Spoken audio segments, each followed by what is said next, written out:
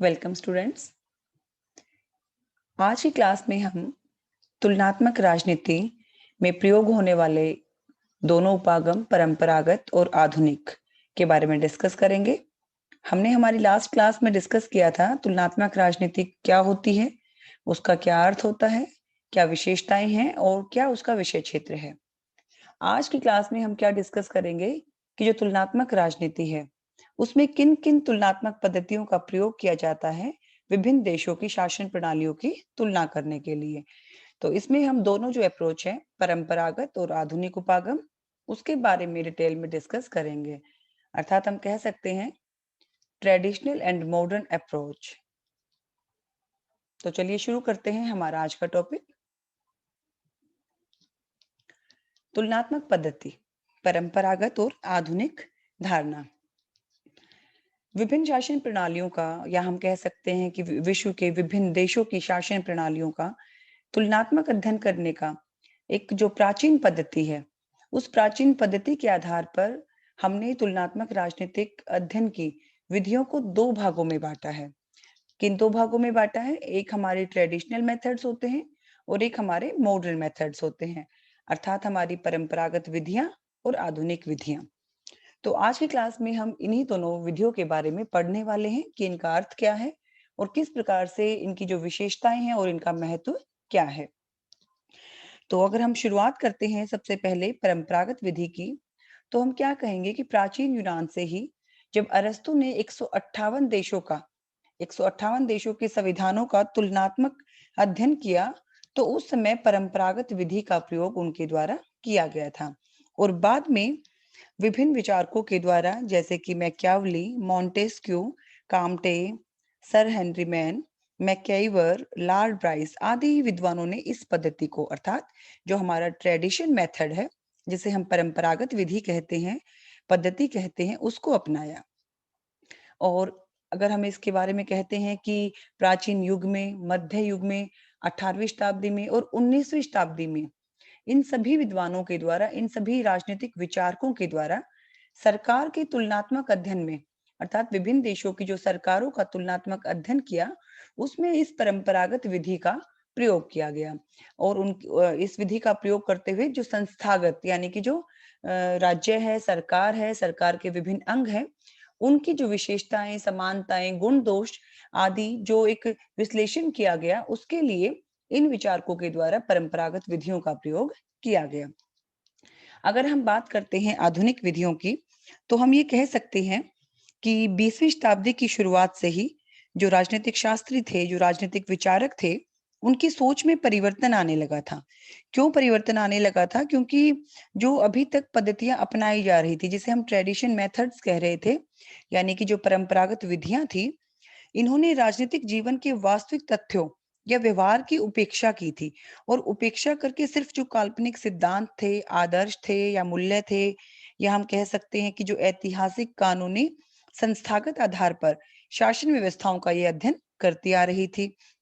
दूसरे शब्दों में अगर हम कहें, तो हम कह सकते हैं कि उस समय सिर्फ जो राजनीतिक व्यवस्था का कोई अध्ययन नहीं किया जाता था। परंपरागत जब मेथड्स को यानी कि ट्रेडिशनल मेथड्स को जब यूज किया जा रहा था, तो उस समय जो पॉलिटिकल सिस्टम है उसके ऊपर फोकस नहीं था। सिर्फ जो राजनीति शास्त्र के अंदर जो संविधान थे उनका अध्ययन किया जा रहा था।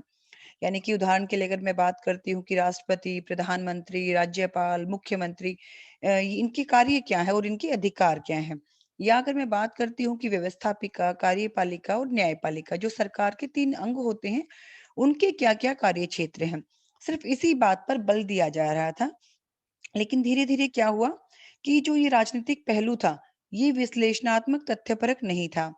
अर्थात इसके लिए एक जो प्रतिक्रिया शुरू हुई, इस परंपरागत विधि के विरुद्ध एक जो प्रतिक्रिया जो शुरुआत मानी जाती है, जिसे हम मॉडर्न अप्रोच कहेंगे, या हम कहें 20वीं शताब्दी में जिन आधुनिक पद्धतियों का प्रयोग किया गया, उसकी जो शुरुआत होती है, वो कब से मानी गई? जब 20वीं शताब्दी में इन परंपरागत विधियों के प्रति या इनके विरुद्ध एक प्रतिक्रिया की शुरुआत हुई। 1908 में इसकी शुरुआत मानी जाती है, जब ग्राहम वालास ने एक पुस्तक लिखी, एक बुक लिखी, ह्यूमन नेचर इन पॉलिटिक्स, यानी कि राजनीति में मानव प्रकृति।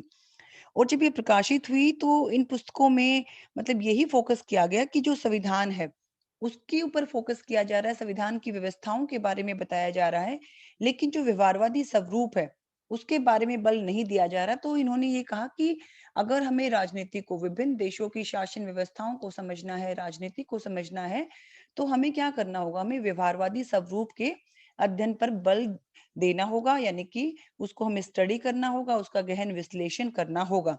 ग्राहम वालास ने अपनी पुस्तक के द्वारा जो व्यवहारवादी स्वरूप है इसकी शुरुआत कर दी और इस पर महत्वपूर्ण बल दिया। और अगर उसके बाद अगर हम देखते हैं तो सेकंड वर्ल्ड वॉर के बाद, अर्थात द्वितीय विश्व युद्ध के बाद एक लहर आ गई इस चीज के लिए कि व्यवहारवादी जो है वो होना चाहिए, अर्थात हमें परंपरागत जो विधियां उससे बाहर निकलना है।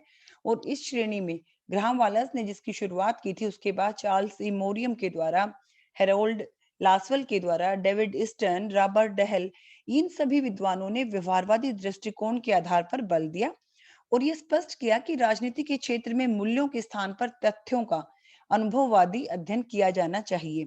और ये जो एक लहर आई थी, ये कब से आई, ये द्वितीय विश्व युद्ध यानी कि सेकंड वर्ल्ड वॉर के बाद एक क्रांतिकारी परिवर्तन आने लगे। और यही क्या था, यही हमारी जो मॉडर्न मेथड्स है, यानी कि हमारी जो आधुनिक विधियां है वो मानी गई, इस पर बल दिया गया। ठीक है। दूसरी बात पर क्या कहा गया कि जो संस्थागत अध्ययन है उसके साथ साथ, यानी कि जो प्राचीन रूप में या परंपरागत जो हमारी विधियां थी उसमें जो संस्थागत अध्ययन हम करते आए हैं, उसके साथ साथ अनौपचारिक और गैर जो औपचारिक जो राजनीतिक क्रियाएं हैं, प्रतिक्रियाएं हैं, उनके ऊपर भी हमें क्या करना चाहिए, फोकस करना चाहिए। अर्थात हर उस छोटी से छोटी घटना का, हर उस छोटे से छोटे जो फैक्टर का, उस तत्व का अध्ययन किया जाना चाहिए जिससे कि किसी भी देश की जो पॉलिटिकल सिस्टम है, यानी कि जो राजनीतिक व्यवस्था है, वो प्रभावित होती है। तो इस प्रकार से ये जो इस तरह के जो विचार आए वो कब आए, वो सेकंड वर्ल्ड वॉर के बाद, यानी कि 20वीं शताब्दी में।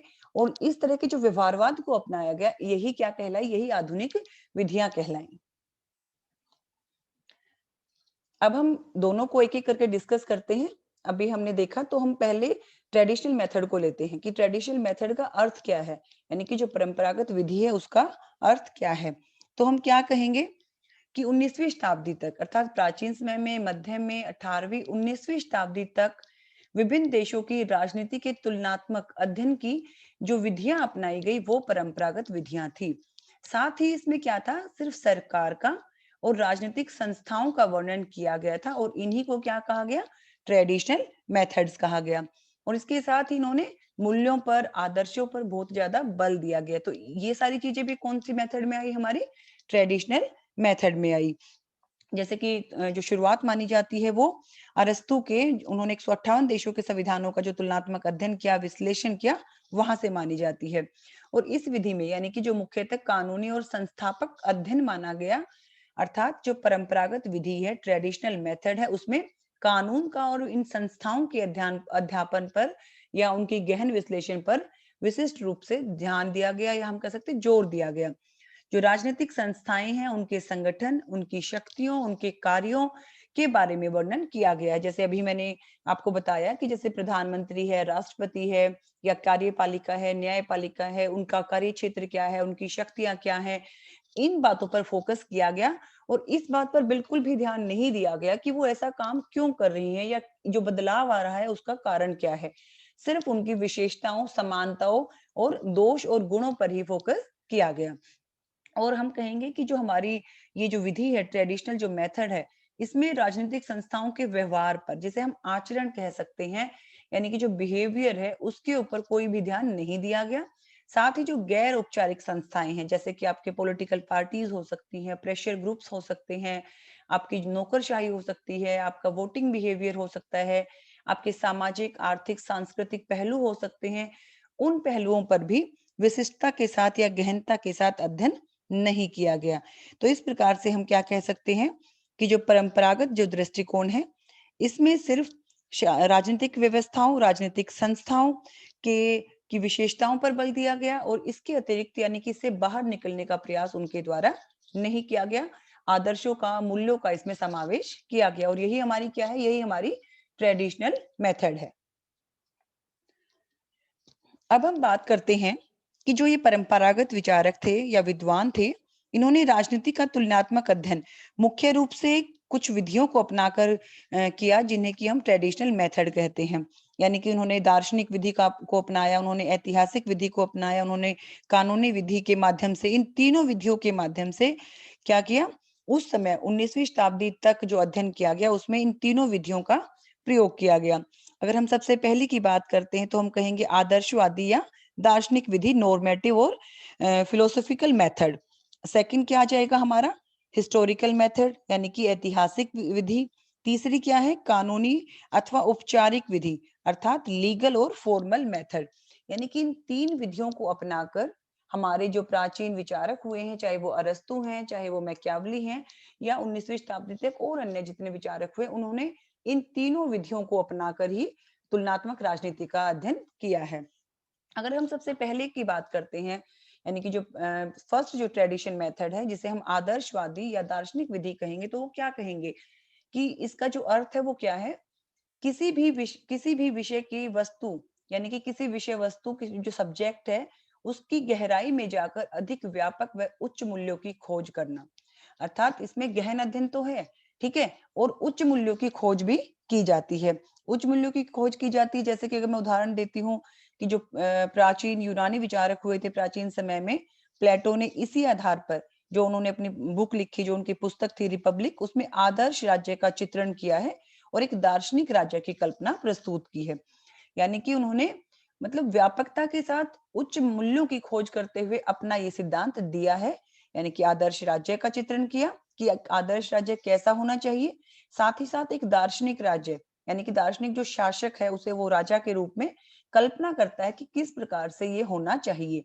तो इस तरह की जो विधि का प्रयोग करके उन्होंने अपना सिद्धांत दिया। सेकंड, इसमें निगमनात्मक पद्धति का प्रयोग किया जाता है। उसके साथ ही हम क्या कहेंगे, जो दृष्टिकोण है, यानी कि जो आदर्शवादी दृष्टिकोण है, ये जो मेथड है, ये काल, समय, देश, व्यक्ति, संस्कृति या विषय की सीमाओं से बाहर जाकर अन्य विषयों के बारे में भी अध्ययन करता है। तो ये हमारा फर्स्ट मेथड था, ट्रेडिशनल मेथड। अगर हम दूसरे मेथड की बात करते हैं तो हम क्या कहेंगे, हमारा हिस्टोरिकल मेथड। अर्थात इस विधि में क्या होता है, इस विधि के अंतर्गत जो भूतकाल में, यानी कि जो पास्ट में जो घटनाएं घट चुकी हैं, वो राजनीतिक संस्थाओं के चाहे स्वरूप हैं या कार्य हैं, उसकी वर्तमान में हो रही घटनाओं के साथ क्या की जाती है, तुलना की जाती है। राजनीतिक संस्थाओं के स्वरूप के साथ हो सकती है, उनके कार्यों के साथ हो सकती है। यानी कि इसमें पास्ट की जो घटित घटनाएं हैं, उसकी वर्तमान में जो राजनीतिक संस्थाएं हैं, जो राजनीतिक व्यवस्थाएं हैं, उनके साथ तुलना की जाती है। साथ ही साथ इसमें अगर मैं उदाहरण से स्पष्ट करती हूँ, तो जो विभिन्न इतिहासकार हुए हैं, उनकी घटनाओं का वर्णन किया जाता है। जो महापुरुष हैं, उनकी जीवनियों के बारे में बताया जाता है। उनके द्वारा जो विभिन्न मुद्दों पर लिखे गए जो लेख हैं, पुस्तकें हैं, उनके बारे में भी तुलना की जाती है। और इसका जो इस विधि का जो प्रयोग किया गया, वो हीगल के द्वारा, काम्टे, मार्क्स, मैकआइवर, इन सभी के द्वारा जो हिस्टोरिकल मेथड है, उसका प्रयोग किया गया। और मार्क्स ने जो अपनी थ्योरी दी थी, यानी कि इस विधि हिस्टोरिकल मेथड की हेल्प से ही, इसकी सहायता से ही जो वर्ग संघर्ष का सिद्धांत प्रतिपादित किया, वो इसी ट्रेडिशनल मेथड का जो पार्ट सेकंड है, हिस्टोरिकल मेथड, इसको अपनाकर वो अपना सिद्धांत दिया। यदि हम बात करते हैं तीसरे विधि की, या तीसरे जो थर्ड हमारा मेथड है, तो हम कह सकते हैं स्टूडेंट्स, कानूनी तथा औपचारिक विधि, लीगल एंड फॉर्मल मेथड।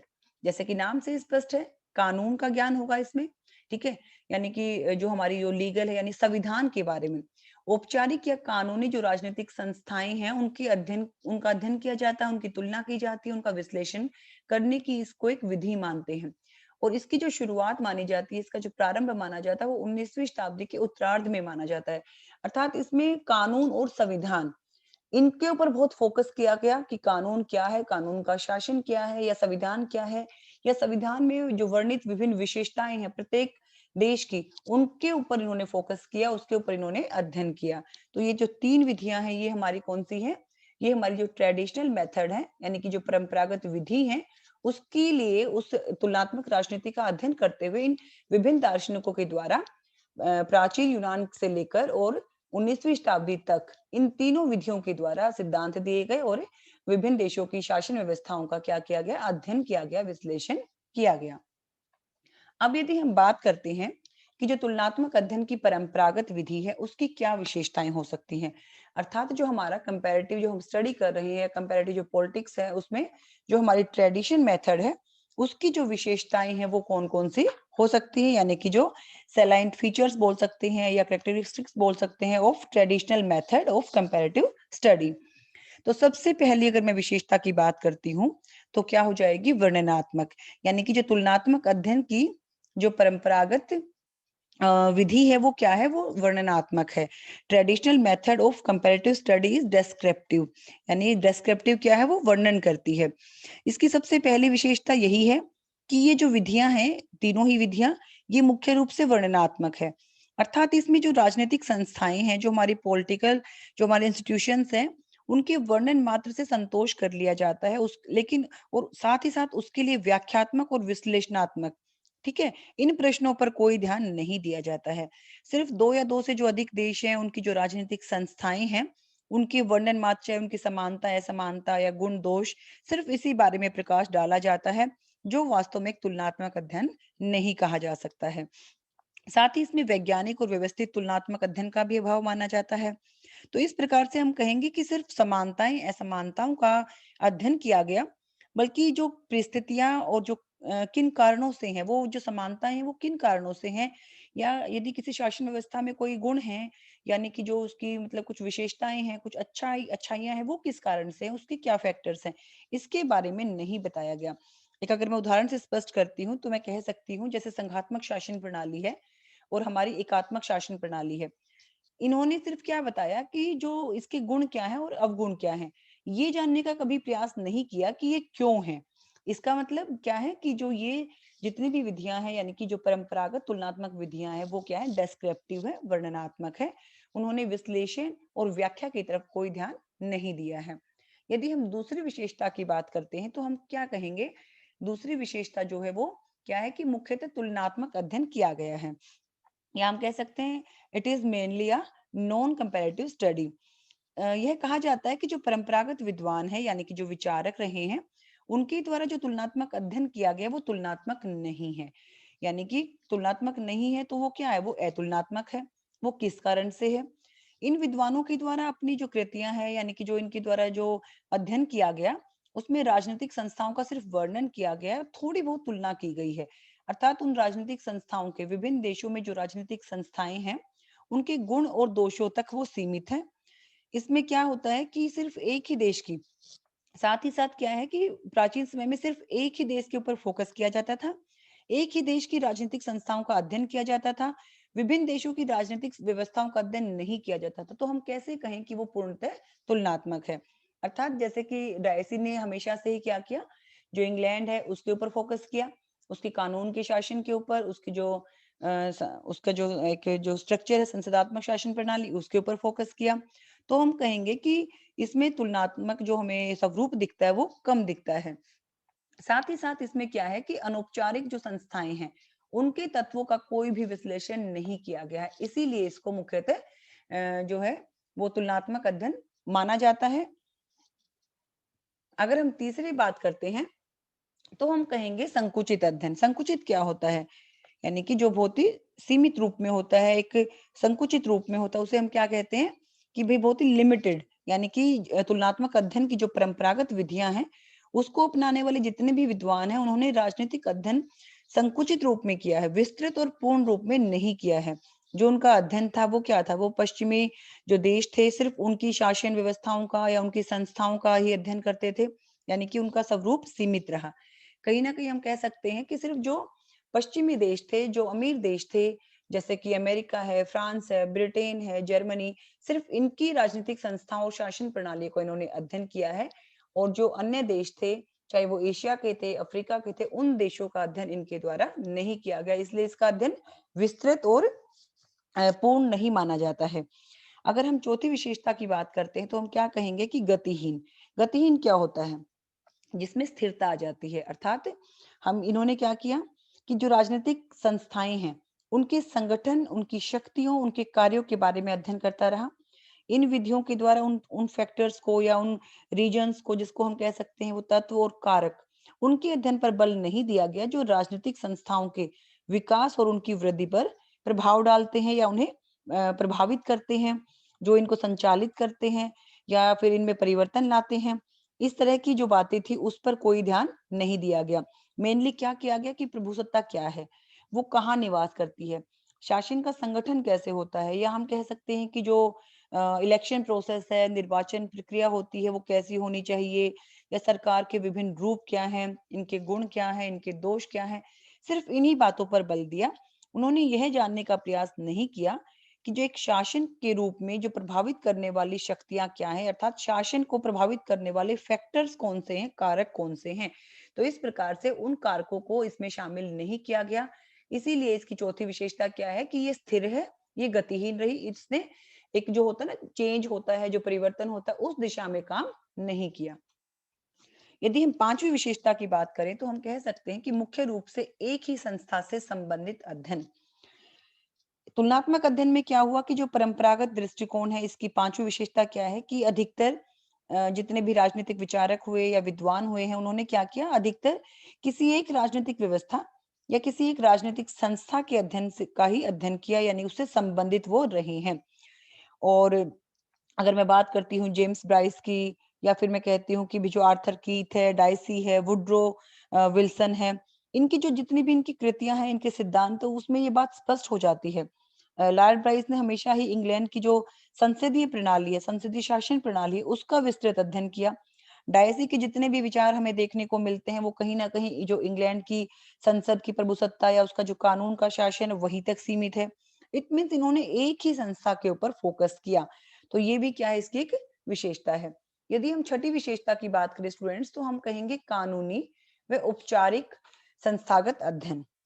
कानूनी और औपचारिक संस्थागत अध्ययन क्या है कि सिर्फ इन परंपरागत विद्वानों के द्वारा संविधान और कानून के द्वारा स्थापित जो औपचारिक राजनीतिक संस्थाएं हैं, जैसे संसद है, राष्ट्रपति है, मंत्रिमंडल हो गया, न्यायपालिका, संघात्मक सरकारें, ठीक है, सिर्फ इन्हीं का अध्ययन इनके द्वारा किया गया और इसी आधार पर अपने विचार प्रकट करते हुए सामान्य सिद्धांत प्रतिपादित किए गए हैं।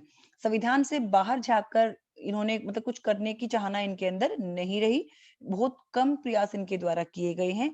अर्थात हम कहेंगे कि इन विद्वानों के द्वारा, चाहे डायसी है, चाहे मुनरो है, चाहे आइवर है, इन विद्वानों ने सिर्फ और सिर्फ, या हम कहें केवल, कानूनी और औपचारिक संस्थाओं का अध्ययन ही किया है। तो ये हमारी छठी विशेषता हुई। यदि हम सातवीं विशेषता की बात करते हैं, तो यहाँ पे हम आदर्श और मूल्यों की बात करेंगे।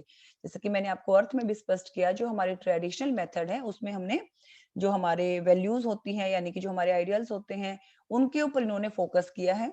परंपरागत विद्वानों ने जो राजनीतिक संस्थाएं हैं उसमें अपना एक आदर्श फिक्स किया, यानी कि एक अपनी वैल्यू को फिक्स किया और उसके बाद अपना अध्ययन किया है। जैसे अभी मैंने आपको उदाहरण दिया था प्लेटो का, कि प्लेटो ने क्या किया कि अपनी जो पुस्तक में लिखा एक दार्शनिक शासक को कैसा होना चाहिए, एक दार्शनिक राजा को कैसा होना चाहिए, यानी कि उन्होंने अपने माइंड में वो आदर्श, वो मूल्य सेट किए और उसके आधार पर एक दार्शनिक राजा की कल्पना की, या हम कह सकते हैं कि जो आदर्श राज्य होता है उसकी कल्पना उन्होंने की है। तो मुख्यतः इसमें मूल्यों पर और आदर्शों पर बहुत ज्यादा बल दिया जाता, जो ट्रेडिशनल मेथड की बहुत बड़ी या इम्पोर्टेंट एक विशेषता मानी जाती है। यदि हम बात करते हैं कि जो हमारा ट्रेडिशनल मेथड है, उसके भी हमने विशेषताएं की बच्चों, अगर हम बात करते हैं कि क्या कुछ उसमें कुछ डिमेरिट्स भी हैं, यानी कि कुछ कमियां भी हैं, तो हम कह सकते हैं कि कुछ वीकनेसेस हैं, या हम कुछ कह सकते हैं कुछ डिमेरिट्स हैं ट्रेडिशनल मेथड की। वो क्या है? सबसे पहले कि इसमें सिर्फ और केवल राजनीतिक संस्थाओं का अध्ययन किया गया है। अर्थात जो राजनीतिक संस्थाएं हैं, उनका संगठन, उनके कार्यों, उनकी शक्तियों की इन्होंने क्या किया, इनका वर्णन किया है। इसके बाहर जाकर उन्होंने कोई भी, यानी गैर औपचारिक जो संस्थाएं हैं, यानी कि जो गैर औपचारिक हमारे फैक्टर्स हो सकते हैं, तत्व हो सकते हैं, उनके बारे में कोई अध्ययन नहीं किया। ये इसकी सबसे बड़ी कमी है। दूसरी यदि हम कमी देखते हैं तो हम कहेंगे सीमित सीमित और संकुचित अध्ययन। सीमित और संकुचित अध्ययन कैसे है? सिर्फ जो विकसित देश थे या जो पश्चिमी देश थे, अमेरिका, फ्रांस, ब्रिटेन, सिर्फ इन्हीं देशों की शासन प्रणालियों का इन्होंने अध्ययन किया 19वीं शताब्दी तक।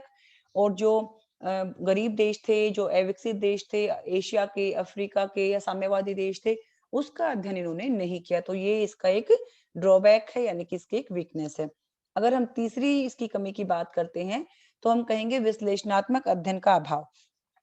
विश्लेषणात्मक अध्ययन क्या होता है कि जब हम साइंटिफिक मेथड्स को यूज करते हैं, इनके द्वारा कोई साइंटिफिक मेथड को यूज नहीं किया गया है, विश्लेषणात्मक अध्ययन नहीं किया गया है, व्याख्या नहीं की गई है, सिर्फ क्या किया गया था, वर्णनात्मक, जिसे हमने डेस्क्रिप्टिव स्टडी बताया उसके ऊपर इन्होंने फोकस किया। तो इस प्रकार से विश्लेषणात्मक अध्ययन का भी यहाँ पे हमें अभाव देखने को मिलता है। अगर हम चौथी कमी की बात करते हैं तो हम कहेंगे जो राजनीतिक संस्थाएं हैं उनके व्यवहारवादी पक्ष की अनदेखी की गई है। व्यवहारवादी पक्ष क्या होता है कि जो 20वीं शताब्दी में जो हमने मॉडर्न कंसेप्ट को अपनाया है, मॉडर्न मेथड को अपनाया है, जिसमें कि अभी मैंने इसी क्लास में डिस्कस किया कि जो ग्राहम वॉलेस थे उन्होंने अपनी बुक में किया, उन्होंने अपनी जो पुस्तक थी उसमें उन्होंने स्पष्ट किया कि हमें अब क्या करना होगा, हमें व्यवहारवाद पर बल देना होगा, अर्थात हमें व्यवहार को अध्ययन करना होगा। ठीक है, तो जो व्यवहारवादी पक्ष थी उसकी इन्होंने अनदेखी की, इन्होंने सिर्फ आदर्श पर, मूल्य पर, संस्थागत जो ढांचा था, उसकी जो विशेषताएं थी, उन्हीं के ऊपर इन्होंने फोकस किया। इन्होंने किस चीज की अवहेलना की कि जो व्यवहार होता है, ठीक है, चाहे वो आम जनता का व्यवहार है, चाहे वो संस्थाओं का व्यवहार है, उसकी इन्होंने पूर्ण रूप से अनदेखी की है। ये भी इनकी एक ड्रॉबैक है, यानी कि इनकी एक कमी है।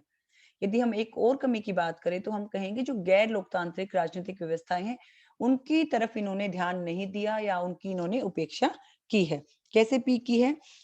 उस समय लोकतंत्र को, यद्यपि लोकतंत्र आज भी सबसे अच्छा माना जाता है, लेकिन इसका मतलब ये नहीं है कि आप जो साम्यवाद है या कहीं दूसरी शासन व्यवस्थाएं हैं आप उनकी तरफ ध्यान नहीं दोगे, क्योंकि हम क्या कर रहे हैं, हम कंपैरेटिव स्टडी कर रहे हैं।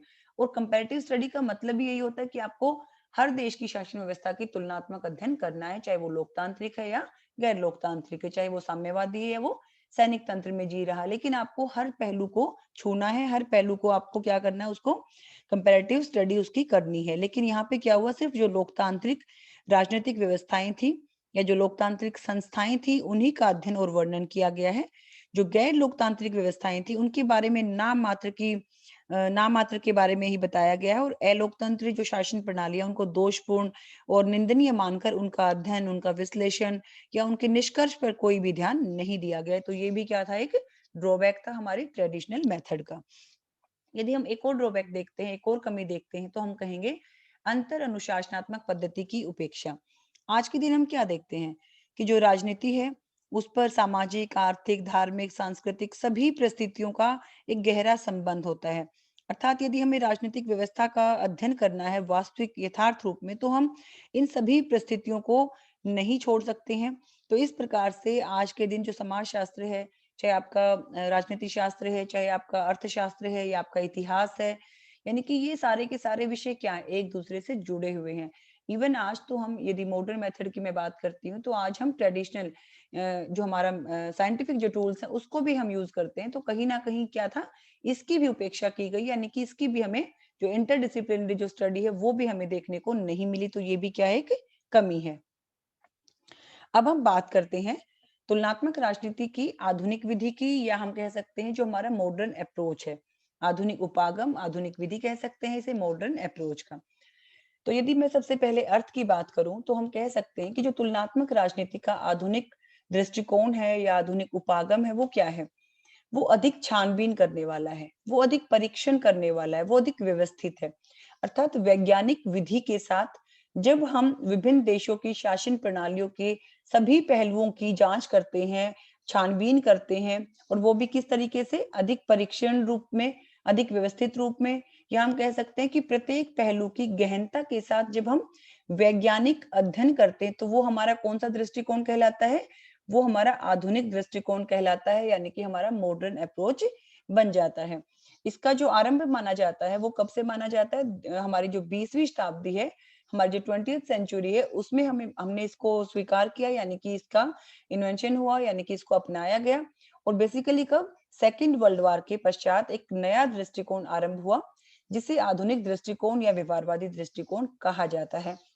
जैसे कि बच्चों, मैंने लास्ट क्लास में जो हमने अपनी वीडियो बनाई थी उसमें भी मैंने आपको बताया था कि जब हमने इसका विषय क्षेत्र किया था कि 20वीं शताब्दी में ही जब परंपरागत जो हमारी विधियां थी, जब उसके प्रति एक असंतोष की भावना उत्पन्न हुई, और कहीं ना कहीं हमें ये महसूस हुआ कि भी हमने विश्लेषणात्मक और वैज्ञानिक पक्षों को शामिल करना है राजनीति में, यदि हमें यथार्थ अध्ययन करना है।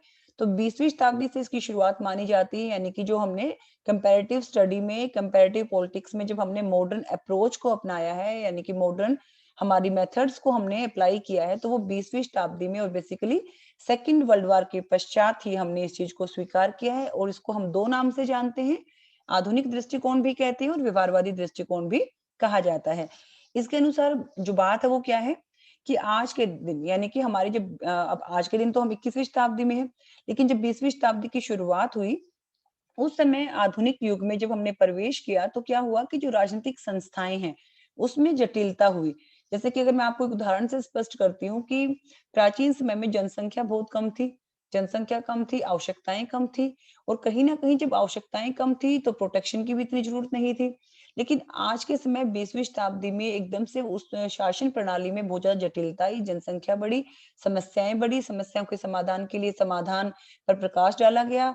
पूरे वर्ल्ड में एक जो विश्व युद्ध हुआ, फर्स्ट वर्ल्ड वॉर हुआ, सेकंड वर्ल्ड वॉर, कहीं ना कहीं ये क्या थी, ये कॉम्प्लेक्स था हमारी राजनीतिक संस्थाओं में।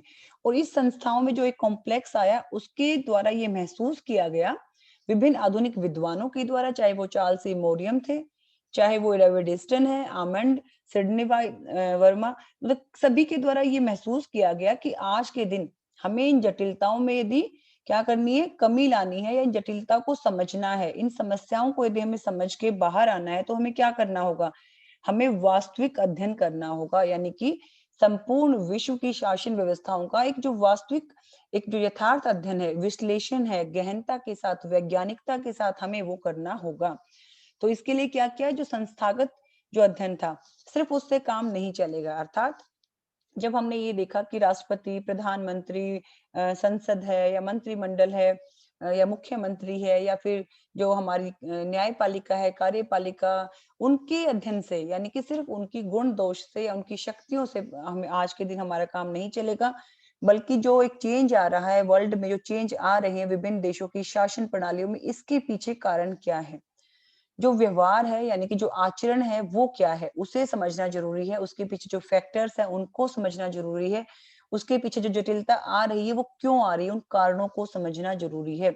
और उन कारणों को समझने के लिए, इन राजनीतिक व्यवस्थाओं और संस्थाओं को अच्छी तरह समझने के लिए आज के दिन हमें संस्थागत यानी कि जो राजनीतिक, गैर राजनीतिक, अनौपचारिक सभी संस्थाओं की अध्ययन करना होगा। चाहे फिर हमें प्रेशर ग्रुप की बात करती हूँ, चाहे मैं पॉलिटिकल पार्टीज की करती हूँ, इंटरेस्ट ग्रुप की करती हूँ, या मैं वोटिंग बिहेवियर की करती हूँ, या मैं सामाजिक, आर्थिक, राजनीतिक पक्ष की बात करती हूँ, यानी प्रत्येक अध्ययन को जब शामिल किया गया इन जटिलताओं को समझने के लिए, इन जटिलताओं का समाधान करने के लिए, इसके साथ ही इसका गहन विश्लेषण करने के लिए विभिन्न वैज्ञानिक पद्धतियों का प्रयोग किया गया, तो वो हमारा कौन सा अप्रोच है, 20वीं शताब्दी में अपनाया जाने वाला मॉडर्न अप्रोच कहलाया। अब यदि मैं बात करती हूँ तुलनात्मक राजनीति के आधुनिक विधियों की क्या-क्या विशेषताएं हो सकती हैं, अभी हमने अर्थ को समझा, तो अब स्टूडेंट्स हम क्या समझेंगे कि जो हमारी मॉडर्न अप्रोच है, जो आज भी हम तुलनात्मक राजनीति के अध्ययन में अपना रहे हैं, इसकी क्या-क्या विशेषताएं हो सकती हैं। तो सबसे जो पहली विशेषता है, वो हमारी है व्याख्यात्मक एवं विश्लेषणात्मक अध्ययन। यानी कि जो एक कमी हमने कहाँ देखी थी, हमने ट्रेडिशनल मेथड में देखी थी, जिसके द्वारा उसकी आलोचना भी की गई, वो किसकी विशेषता बन गई, वो आधुनिक जो हमारी विधि है, मॉडर्न अप्रोच है, उसकी एक कैरेक्टरिस्टिक कह सकते हैं, फीचर कह सकते हैं, वो हमारी बन गई।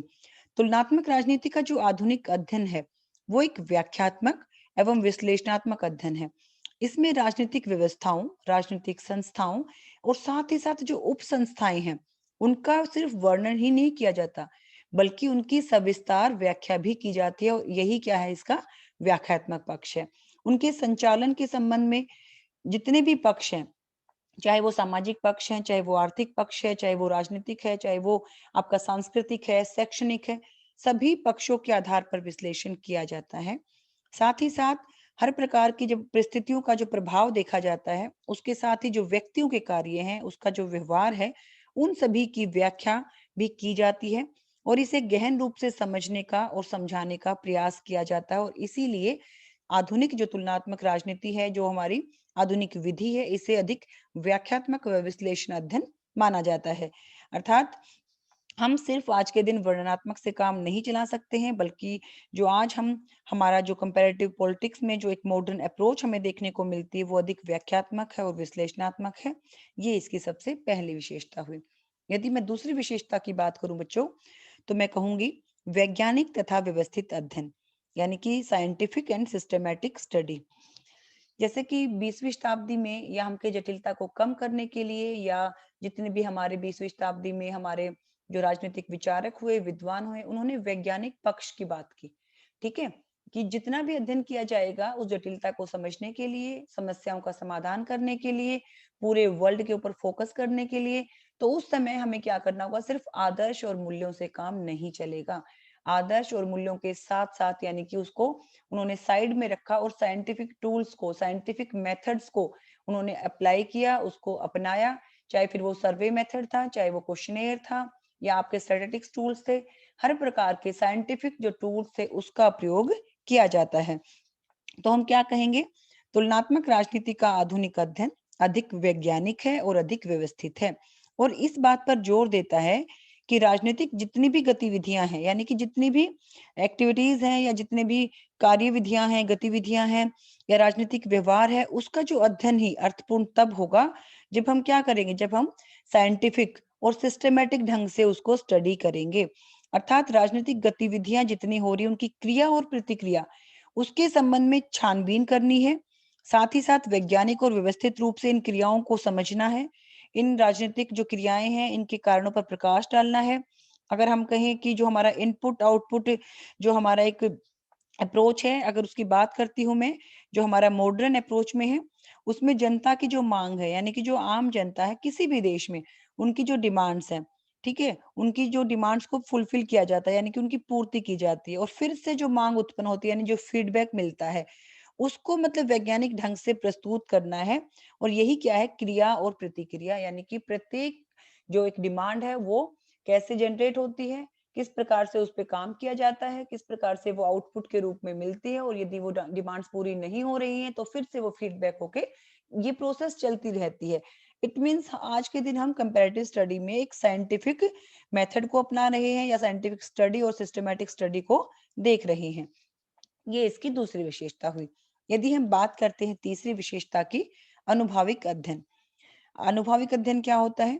कि आज आधुनिक विद्वानों ने जितनी भी हमारी राजनीतिक संस्थाएं हैं, उसके संस्थागत ढांचे पर, उसके संरचनात्मक अध्ययन, उसके साथ-साथ, ठीक है? ये तो देखो फोकस करना ही है कि हम इसको नहीं छोड़ सकते कि जो हमारी सरकार है, उसके जो 3 अंग हैं, उनकी शक्तियाँ, वो तो हमें फोकस करना ही है। लेकिन उसके साथ-साथ, यानी कि जो हमारी संस्था है और उसका जो ढांचा है, जिसे हम संरचनात्मक अध्ययन कह रहे हैं, उसके साथ-साथ उनके वास्तविक व्यवहार पर, उनके वास्तविक कार्य संचालन पर, उन पर जो सामाजिक, आर्थिक, सांस्कृतिक परिस्थितियों का जो प्रभाव हो रहा है, उसके ऊपर अध्ययन किया जाए और अनुभव के आधार पर ये परीक्षण किया जाए, विश्लेषण किया जाए, और उसके बाद ही हम किसी सिद्धांत का निर्माण करें या इस तरह के जो अध्ययन की बात करें।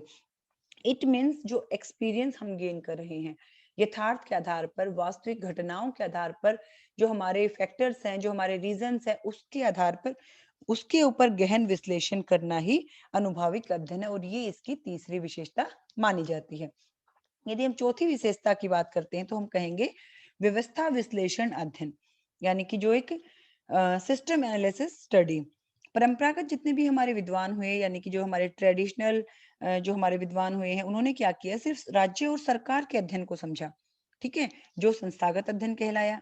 लेकिन जो आधुनिक विद्वान है, उन्होंने समस्त राजनीतिक व्यवस्था के विश्लेषण पर जोर दिया है, यानी कि जो पॉलिटिकल सिस्टम है, ठीक है? पॉलिटिकल सिस्टम के हर एस्पेक्ट पर उन्होंने फोकस किया है। जितनी भी संरचनाएं होती हैं, जितनी भी उपसंरचनाएं होती हैं, वो आपस में क्या होती है? वो आपस में घनिष्ठ रूप से एक दूसरे से जुड़ी हुई होती हैं। ठीक?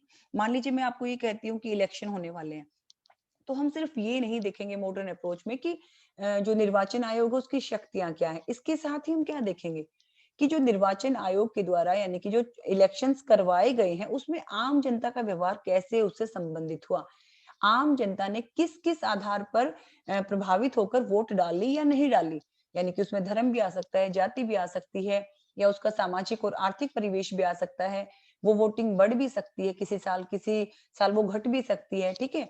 तो ये सारी चीजें क्या है कि संरचनाओं के साथ जब उप संरचनाएं भी जुड़ी हुई होती हैं और मोस्ट इंपोर्टेंट होती हैं, उनमें घनिष्ठ संबंध होता है, उसके बारे में हमें यहाँ पे फोकस करना है, और यही क्या है? व्यवस्था विश्लेषण अध्ययन है। इस प्रकार से हम कहेंगे कि किसी भी व्यवस्था में, यानी कि किसी भी पॉलिटिकल सिस्टम में, औपचारिक और अनौपचारिक, ठीक है, क्योंकि हमारा जो मॉडर्न अप्रोच है ये हम अनौपचारिक जो चीज है उस पर बहुत ज्यादा फोकस करता है औपचारिक के साथ साथ। तो ये क्या कहता है कि हमारी सिस्टम में, हमारे पॉलिटिकल सिस्टम में औपचारिक और अनौपचारिक सभी प्रकार की जितनी भी संरचनाएं हैं वो सारी एक दूसरे से जुड़ी हुई होती हैं और एक्टिवनेस होती हैं, या हम कहीं सक्रिय भूमिका में होती हैं। और इसी आधार पर हम किसी भी एक चीज को नहीं छोड़ सकते, और यही हमारा व्यवस्था विश्लेषण अध्ययन है, जो इसकी चौथी विशेषता है। यदि अब हम बात करें पांचवी विशेषता की, तो हम कहेंगे अनौपचारिक तत्वों पर बल। आज के दिन अगर हम बात करते हैं, क्योंकि देखिए हर हर पॉइंट में हम जो हमारा ट्रेडिशनल मेथड है उसको लेकर चल रहे हैं। क्यों लेकर चल रहे हैं? क्योंकि उसके बिना हम आज जो हमारी मॉडर्न अप्रोच है उसको नहीं समझ पाएंगे। तो हम हर पॉइंट में हम क्या कर रहे हैं, उसके साथ एक कंपैरिजन भी कर रहे हैं ट्रेडिशनल और मॉडर्न का। तो हम कहेंगे कि जो परंपरागत विद्वान है उन्होंने राजनीति के अध्ययन में मुख्य रूप से संवैधानिक, कानूनी या औपचारिक जो फैक्टर्स हैं, तत्व हैं, उन्हीं का अध्ययन किया है। लेकिन आधुनिक जो विद्वान है उन्होंने अनौपचारिक तत्वों पर भी बहुत ज्यादा बल दिया है। क्यों दिया है? क्योंकि जो ये अनौपचारिक जो फैक्टर्स हैं, यानी कि अनौपचारिक जो तत्व हैं, इनके बिना हम वास्तविक जो हमारा पॉलिटिकल सिस्टम है, जो हमारी राजनीतिक व्यवस्था, उसको नहीं समझ सकते हैं। अर्थात उन्होंने क्या किया है, कार्यपालिका, न्यायपालिका, संविधान, इनके साथ साथ क्या इसके ऊपर फोकस किया, निर्वाचन या जनमत जिसे हम पब्लिक ओपिनियन कहते हैं, इंटरेस्ट ग्रुप है, प्रेशर ग्रुप है, सामाजिक आर्थिक जो इन्वायरमेंट है हमारा, उसके परीक्षण और विश्लेषण पर भी बहुत जोर दिया है। क्योंकि आज अगर हम अध्ययन करते हैं वर्तमान युग की जटिलताओं के बारे में और विभिन्न समस्याओं के बारे में, तो उसके समझने के लिए और उसका समाधान ढूंढने के लिए हमें अनौपचारिक जो तत्व हैं उस पर भी फोकस करना होगा, यानी कि जोड़कर हमें बात करनी होगी। ये हुई पांचवी विशेषता। यदि हम छठी विशेषता की बात करते तो हम कह सकते हैं कि वाइडर स्कोप, यानी कि विस्तृत विषय क्षेत्र। जैसे कि अभी हमने बात की थी कि हमारा जो ट्रेडिशनल मेथड था उसमें क्या था, उसमें संकुचित रूप था। उसका जो विषय क्षेत्र था वो क्या था, लिमिटेड था, सीमित था, संकुचित था। उसमें सिर्फ क्या, सिर्फ हमने एक तो औपचारिक बात की, ठीक है, औपचारिक ढांचे की बात की। दूसरा हमने क्या किया कि सिर्फ जो पश्चिमी देश थे उनकी बात की। लेकिन यहाँ पे क्या हो जाएगा, जो मॉडर्न अप्रोच है, यानी कि जो हमारी आधुनिक विधियां हैं, इसमें विषय क्षेत्र हमारा विस्तृत हो जाएगा, दोनों तरीकों से हो जाएगा। एक तो क्या कि औपचारिक के साथ आप अनौपचारिक तत्वों की भी बात कर रहे हैं, जो हमारा व्यवहार है, यानी कि जो हमारा इन्वायरमेंट है, उसके ऊपर भी फोकस कर रहे हैं। दूसरी बात क्या आ जाएगी कि हम पश्चिमी देशों के साथ साथ, यानी कि विकसित देशों के साथ साथ जो गैर विकसित है, यानी कि जो विकासशील देश हैं, जो गरीब देश है, जिनको हाल ही में थर्ड वर्ल्ड कंट्रीज कह सकते हैं, एशिया अफ्रीका के देश कह सकते हैं, जिनको हाल ही में क्या मिली थी, स्वतंत्रता मिली थी, उनके ऊपर भी इन्होंने अब फोकस करना शुरू किया है। उनकी समस्याओं को जानना, उनकी विशेषताओं को जानना, साथ ही साथ उनके विकास की तरफ ध्यान देना भी शुरू किया। इसीलिए जो हमारा आज का जो मॉडर्न अप्रोच है कंपैरेटिव पॉलिटिक्स में, वो क्या हो गया स्टूडेंट्स, वो बहुत ही वास्ट हो गया है, यानी कि बहुत ही विस्तृत वो हो चुका है। यदि अब हम बात करते हैं हमारी अगली विशेषता की, तो हम कह सकते हैं इंटरडिसिप्लिनरी स्टडी, यानी कि अंत अनुशासनीय अध्ययन। अंत अनुशासनीय अध्ययन क्या होता है कि जब आप जो जितने भी हमारे सामाजिक विज्ञान है, जिसको हम कहते हैं सोशल साइंसेज, वो आपस में क्या है, वो आपस में एक दूसरे से घनिष्ठ रूप से जुड़े हुए होते हैं। अर्थात एक विषय का जो अध्ययन है वो अन्य विषयों के अध्ययन के बिना अधूरा रहता है। जो तुलनात्मक राजनीति का आधुनिक दृष्टिकोण है वो इसी आधार पर टिका हुआ है। यानी कि जो राजनीतिक व्यवस्थाओं का जब हम अध्ययन करते हैं, विश्लेषण करते हैं, तो उसमें हम सामाजिक, धार्मिक, आर्थिक, राजनीतिक, शैक्षणिक हर प्रकार की व्यवस्थाओं की सहायता लेते हैं। इतिहास की भी सहायता लेते हैं, उसमें हम गणित की भी लेते हैं, उसमें हम अर्थशास्त्र को भी जोड़ते हैं, उसमें हम सोशियोलॉजी को भी जोड़ते हैं। यानी कि उसको हमने क्या बना दिया है, एक इंटरडिसिप्लिनरी सब्जेक्ट या विषय बना दिया है। और ये आज अगर हम नहीं करते हैं तो कहीं ना कहीं हमारा जो अध्ययन निकलेगा, जो हमारे डाटा निकलेगा या हमारा जो कंक्लूजन निकलेगा, वो हमारे स्पष्ट नहीं होंगे। तो ये इसकी एक और विशेषता है। अगर हम एक और विशेषता की बात करें स्टूडेंट्स, तो हम कहेंगे विकासशील देशों की शासन व्यवस्थाओं का अध्ययन। जैसे कि अभी हमने इसके विषय जो विस्तृत विषय क्षेत्र है, यहीं पे हमने बात की कि आधुनिक युग में जितने भी विकासशील देश हैं, जिन्हें तीसरी दुनिया के देश भी कहा जाता है, और जो दूसरे विश्व युद्ध के पश्चात विभिन्न बहुत सारे ऐसे देश हैं जो विदेशी दासता के चुंगल से मुक्त हुए हैं, स्वतंत्रता को उन्होंने हाल में ही प्राप्त किया है, विकास के लिए वो प्रयत्न कर रहे हैं, और विश्व में जो विश्व की राजनीति है उसमें अपना स्थान भी बना रहे हैं। तो आज की जो हमारी मॉडर्न स्टडी है, यानी कि मॉडर्न जो हमारी अप्रोच है, वो क्या होता है, इन सभी देशों की जो विकासशील देश हैं, इन सभी देशों की शासन व्यवस्थाओं के अध्ययन पर भी जोर देती है।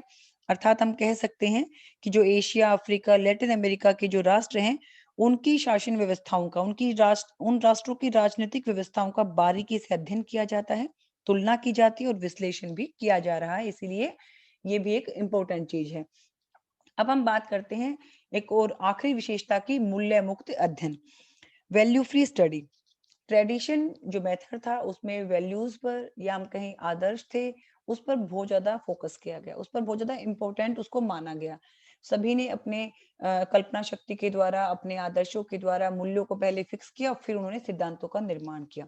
लेकिन आज के दिन हमारी जो मॉडर्न अप्रोच है स्टूडेंट्स, उसमें ऐसा नहीं है। उसमें हमने क्या कर दिया है, हमने उस मूल्यों को हमने साइड में रख दिया, यानी कि वैल्यू फ्री एक स्टडी बना दिया है कि हमें साइंटिफिक टूल्स को यूज करना है, साइंटिफिक मेथड्स को यूज करना है, गहन विश्लेषण करना है और हमें यथार्थ की बात करनी है, हमें एक एनवायरनमेंट की बात करनी है, हमें जो बिहेवियर है उसकी बात करनी है और उसमें हमें आदर्श और मूल्यों को साइड में रखना होगा।